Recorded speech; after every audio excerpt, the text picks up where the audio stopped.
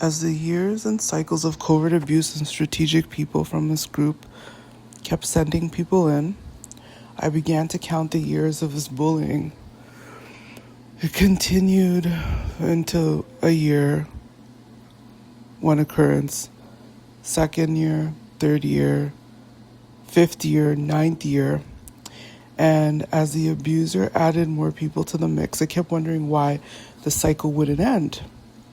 At the time, I didn't understand that narcissists, who could also be sociopaths, fight to stay connected to a high vibrational target and seek a connection to drain you.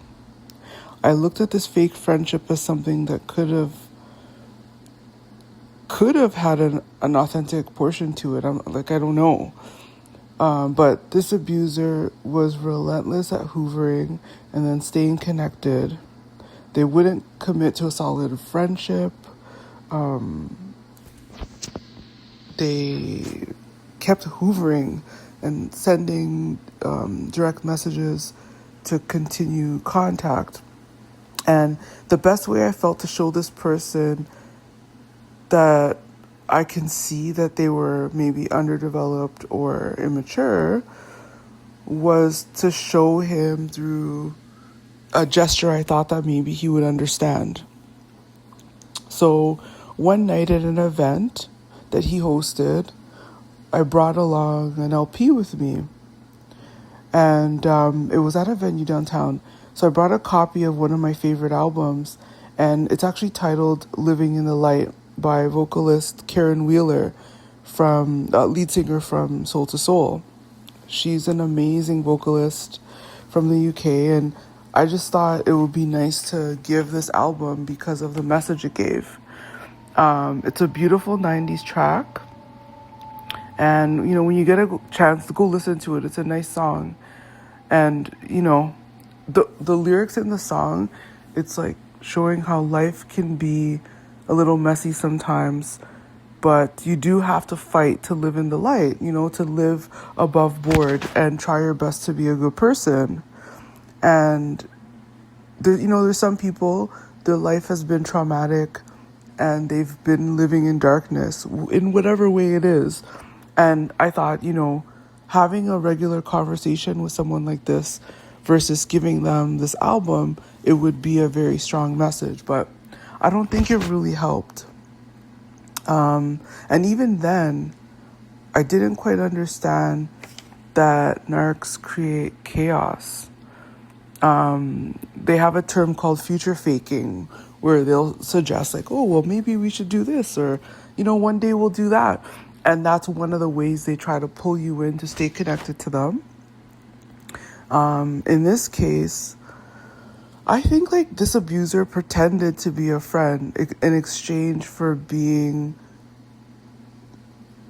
near me or being around me, because I found at the beginning when people didn't really know me that well, they weren't hateful, but it did bring people around. So when I offered this album as a way to tell him, the only way I'd want to be friends with you is if you live in the light. And I always felt at that stage, so this is about 2011, 2012, 2013, I always felt like he lived in chaos. And I thought, how do I show this person, I spent enough time around him and to hear the way he had conversation, and I just felt like he thrived on negativity. He had a hatred of others, and then he would talk badly about very successful people in the scene. And I would be shocked every time, because I'm like, how does this person know that these people are like this? Like, where does he get this information from,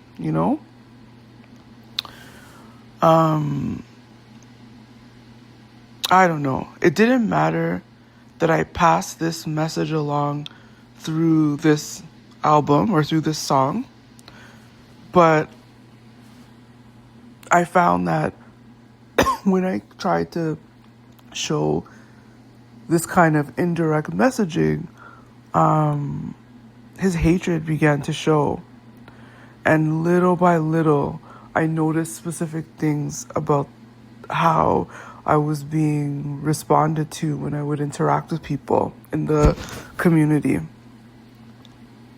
Shortly after giving this abuser the album, I began to walk away. And as I reiterate throughout my book, the stalking, the online bullying, the group setups became more obvious and frequent. And instead of me being able to live freely, the abuse had me living in darkness, the same way this dude lived in darkness. I really tried to make a friendship out of whatever this was, but with this kind of person, it's impossible to make a friendship, especially when there were traits of being a textbook hater. And also, me being around someone like that, he was constantly soliciting for sex. And I started to realize that this kind of person cannot be friends with women.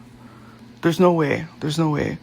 I refused to let the cycle continue.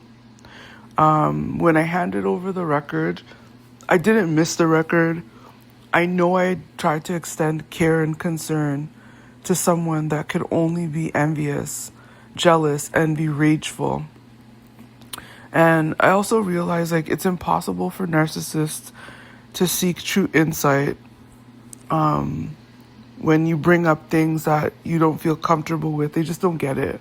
And if they do get it, they're just still pushing for what they're looking for. I also felt like dealing with this person was highly transactional, and it was pretty scary. But I'll share some other scenarios throughout the book so you can kind of see how it looks, because when you're at first going through it, you don't realize you're dealing with someone who has a specific behavior that isn't normal. Anyway, hope you liked it, and check out the song Living in the Light. It's beautiful. Thank you.